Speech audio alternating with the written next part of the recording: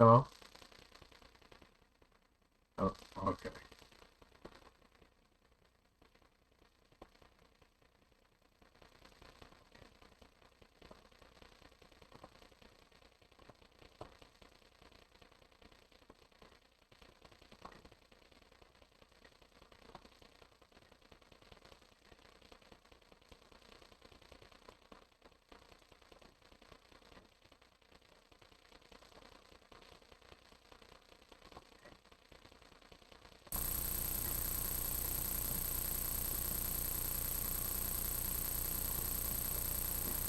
Oh boy.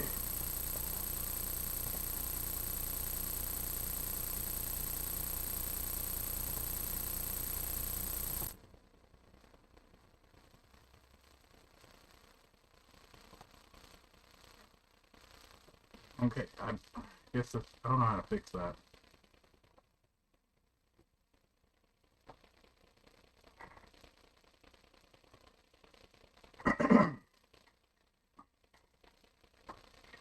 Oh, hello everybody. Welcome back to another Endless Gaia Digital reaction video. Today we're going to be doing a reaction to the Meghan Markle opens up about the royal family with the Hodgetwins. It's more of a reaction towards the Hodgetwins, towards their reaction towards that story. I'll give my opinion at the end of the video. But until then, let's enjoy the video and start the video.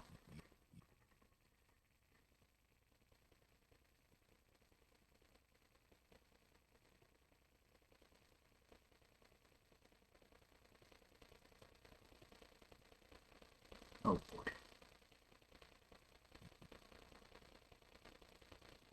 Oh. Okay, here's what. Something is wrong. We're doing it live, people. We're doing it live. Yeah, yeah, yeah, yeah.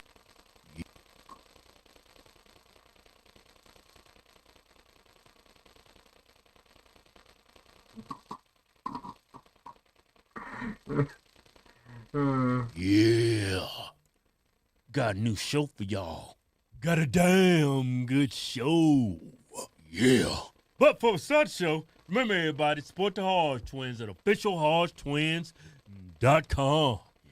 Pick you out a patriotic t-shirt today. Or hat. Or maybe some bird products. Use discount codes Chinese virus. Give you 21% off. Yeah. Anyway, all right, this Meghan Markle, Prince Harry, Oprah interview. I didn't look at this. I don't want to see anything to do with these two. Yeah, really. Ain't nobody worrying about no Prince Harry and no damn Meghan Markle. I mean, this is the USA. This is like a UK thing, right? Yeah, we don't agree. I don't want to hear about this, glamour over princes and kings. We don't even glamour over our president. I don't give a if you're a prince. Yeah, I seriously don't. That's the epitome of privilege right there. And y'all sitting down there watching it. Ooh, look at Prince Harry. Ooh, look at his wife. If white privilege had a face, it would be definitely his face.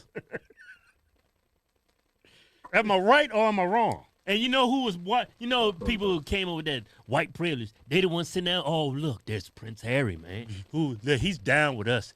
He got with a black woman, kinda. Man, she about as black as we are. Now, I think we blacker than she is. Man, when I see her, I don't even see African nowhere. Yeah.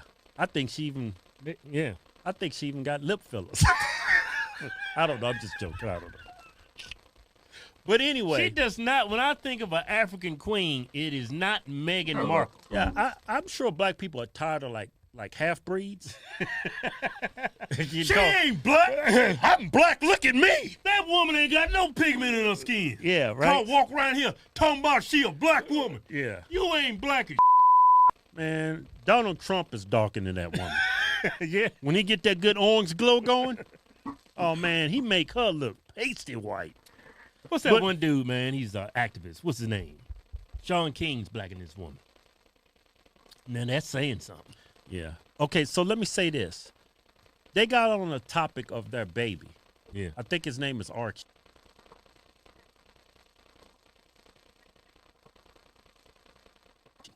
Archie? I forget what the baby.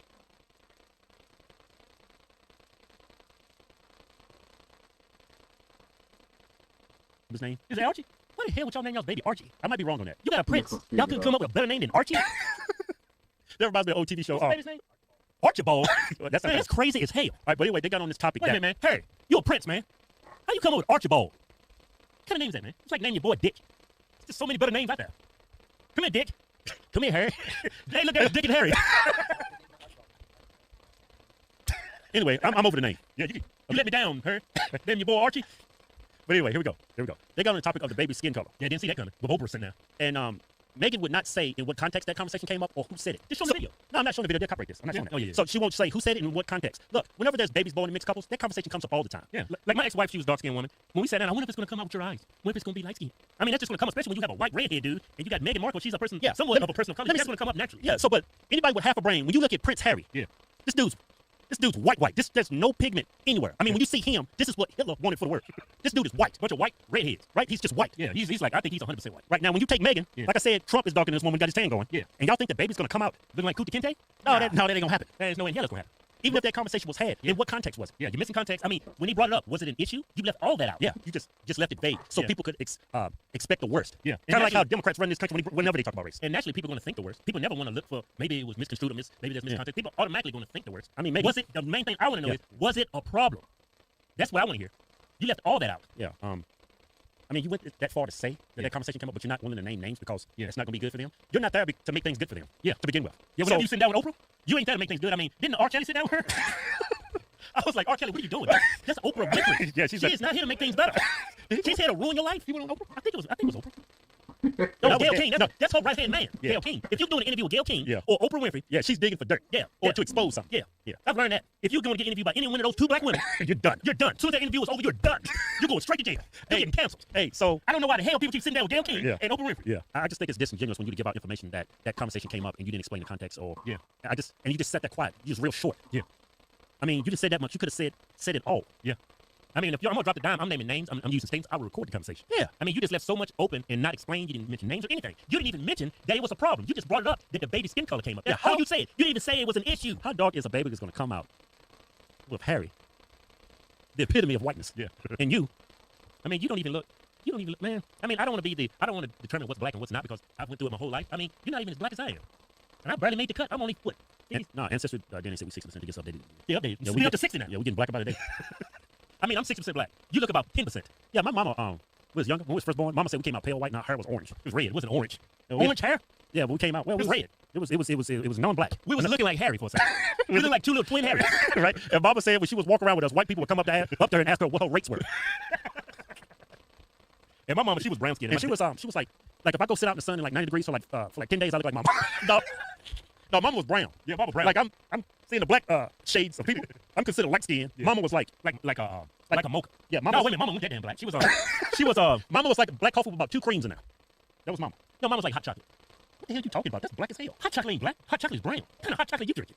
You know what? I'm just so sick of all this racial divide, and it's always coming from people on the left. Now, we already got enough fools over here in America. Now we got to put it with the UK fools, the liberal fools from the UK come over here. Yeah. Won't y'all take y'all's asses back to the UK? We got enough of our own problems. Yeah. Maybe you can't say that. To close this out, man, Megan. I didn't believe not one word you said. I mean, Oprah didn't help things because I know when Oprah's around or her partner, Gayle King's around, I know something is going to be racial. I mean, Oprah's got a woman on her network, this black woman said the reason why she's fat is because food is racist or something crazy like that. Due to racism. Yeah, due to racism. Black women was actually saying they're fat due to racism. Yeah. The cortisol levels and the food has been shoveled down their mouth by evil white patriarchy. Yeah. I mean, whenever I see those two women, I don't trust them. I just don't find you credible at all. Yeah. Especially when you leave out very important details, very important facts, names. And if it was an issue, that means you can't back it up. Naturally, when you have a white man and a person of color, the color of that baby is naturally going to come up. It even comes up between a light-skinned black woman and a dark-skinned man, or vice versa, or a dark-skinned woman and a light-skinned black man. You think, even in the black community, like you have a dude with like good hair, right? And the wife has got not good hair. Explain the good hair. See, like good hair, like in the black community, they say this is good hair. Y'all see that? That's good hair in the black community. We got that good hair. That's that good hair. Yeah. Now they call nappy head. What's that hair back on, man? Good hair looking crazy. Wait, hold up, man. Man, what you talking about? That's that good hair right there. Great, that's good hair. Like in like a black family, like if somebody had good hair like me, and then you have somebody in the family real kinky hair. Yeah, they'd be like, man, they'll say something. I ain't gonna say. Like I would say kinky, I would say this is good hair. Then I would say, what's a person with real kinky hair? I would say kinky hair like Kevin Durant. Yeah, they'd be like, oh, I hope he comes out with good hair. Yeah. I hope he doesn't come out with hair like my husband, Kevin Durant. I mean, discussions like that happen in the black community. And I'm just being real. And don't call me Uncle Tom Coon just for saying that. Y'all know I'm telling the truth. Yeah. You know I am. You black people don't be looking at me, judging me at a high stand you hold on. You know black people talk like that. Yeah. So for me even mentioning that, you calling me out my name, you know that shit goes down. I mean, that happens. You know that. That happens in all races. Yeah. Oh, I wonder if he's gonna have hazel eyes like him, or he's gonna have long curly hair like. You know, that always comes up in the conversation. So you left out the context of how this came up. Yeah. It could have came up. So hopefully he come out with a little chain because all of us look like some damn ghosts out here. Yeah. It could have been just harmless. It'd be nice to have a person of royalty with a little deal around town. Yeah. Deal around town. Yeah. But see, you was very vague in how you answered the questions. You wouldn't give any names, and you just want everybody to expect the worst. Which people who view the world from this racist lens like liberals do, they're gonna expect the worst. And that's what you wanted. Look, I came hip to liberals. I came hip to all this propaganda about Hollywood. I think personally, in my own humble opinion, this was just it was mentally enslaved black people further. This country was racist and this is globe is racist. That was the only reason for this interview to keep black people voting for liberals. That's what it comes deep down in my heart. I think that's what's going on. Yeah. I'm not buying it. I'm not drinking the Kool-Aid no more. I know I've been around this globe. I've been around all the United States. This country is not racist. Yeah. This country, white people make up 7% of this country. Yeah. Typical white person in this country are good, honest, non-racist people. Yeah. Majority of this country is good people. Now, I'm not saying there ain't racist people out there. They are. Some of them black. Yeah, a lot of them black. But there's a lot of them white too. But the typical American is not racist. And this country is not racist. It's not systemically racist. Yeah. But this is why they pushing this garbage. Yeah. Michael Lindell, true patriot. He needs our help. Here's a man who started. So I'm gonna end it there. I would like to say I agree with the Hodgetwins' depiction of how sketchy that does sound. Because here's the thing, every conversation without context can be misconstrued to seeing something else. Also, you have to understand that there's perspectives on both sides. Well, you might be saying you might not have seen racist to them. Now, what comes to my own opinion on this is, before Meghan Markle got married into the royal family, I discussed this with a group of my peers that this does not bode well for the royal family in general because of her background and how the culture is totally different. I think it's nature, nurture, and culture. Her nature, her nurture, and her culture are completely different from Prince Harry, who was raised in the royal family and has seen things. I don't know if their marriage is a good one or not. Maybe it's good for them. Maybe they're able to put in place what the other is missing, and that's why they're happy. But at the same time, we see that they're not doing their royal duties, which is why they took away the bodyguards, which is, I don't see why Henry doesn't understand, like, if you're not doing the royal duties, you gotta take away the bodyguards. He only has what his mother left him, I believe his mother, and that's a couple of $1 million where he can just fund it himself. It's so much that seems ingenuous. Ingenuous, I don't know if that's the right word, about this situation that makes me as a person reflect on it blank. I don't know. Now, historically, context-wise, anybody in power, head of government, royalties, especially any country culture, has first generation usually rises to power through blood and death or whatever. And then, depending how your generation go after that, they perpetuate it to come to a steady flow of there, just a solid authority. The royal family has blood on its hands for generations upon generations. And they offset that by saying it's a necessary evil, which in turn is not really true. Necessary evils are what people conclude within their culture, what they want to get done. But at the same time, culture is ever changing because generation after generation, so we change as people. The point being is, Meghan Markle, I don't think she was raised to be in her position with the royal family. That's why they came into conflict. That's why they had to move to a different continent altogether, which, if you really think about it, it's like, what? I don't know. Actors, we all know that most people who participate in Hollywood, actors, have a little mental deficit. I wouldn't say they're stupid. I don't think so. I think they're extremely smart, and they're extremely, like, they can switch between this and that, languages, doing all this other stuff. They're very talented. But to want millions upon millions of people to just look at you and have all that attention, to yearn for it, I don't know. That seems a little, I don't know, mental to me, a little. I don't know the exact words, I'm not professional in the field. But classical theater actors who just love to act, they love to play out the story. Like, that, all that is just human nature, I guess. a little mental in human nature itself, but the key difference is we're getting this message now, message about context from the royal family on one side of the story, and that's going to divide both the British and American people, plus the conservatives and the revolution.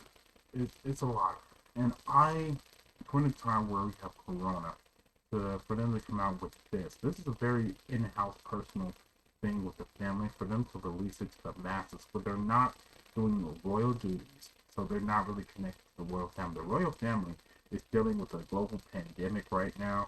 I think his grandpa's in the hospital, so we might be having a royal death soon. So this coming out right here is indicative of how I would say, just unconnected they are, because this does not seem healthy for their government, the royal family, and their family in general. Why would you spread that message out? And the way they said it is so cavalier. It's like, yeah, it's a little racist here and there. It's really mind-boggling how tone deaf they both seem. And that's what comes with privilege, I believe. Like, a certain privilege should become tone deaf. And Meghan Markle, I guess, so I really think who you marry is part of family, so part of family, their issues, if you're fine with your family. If you're not, that's why cultured in the same area, like if you was British culture, you might be stardom, but you understand from an aspect, but since you're American, you have your American way of thinking, and that might be more attractive towards somebody who was raised in a strict way, which is in Britain, but it might not coalesce with what you needed for your royal duties and all this other stuff. And you can see that accumulate with them moving across this different continent, and her saying that she was suicidal because she couldn't visit her friends when she's in a palace surrounded by, like, most of the stuff she's saying is like common sense.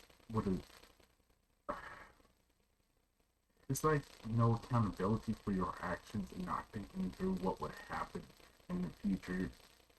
It just seems very, very. That's all I'm gonna get. I've come to the conclusion that they're mad.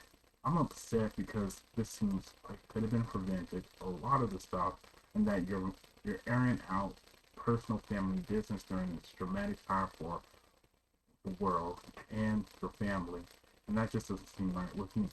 Is there a perfect time to air out anything? Probably not. Is there a better time in the future? Probably not. Probably so. That's the future. It's uncertain. It's unwritten. But the fact that it's aired out and just blah. Subscribe down below. Thank you for listening and have a blessed day.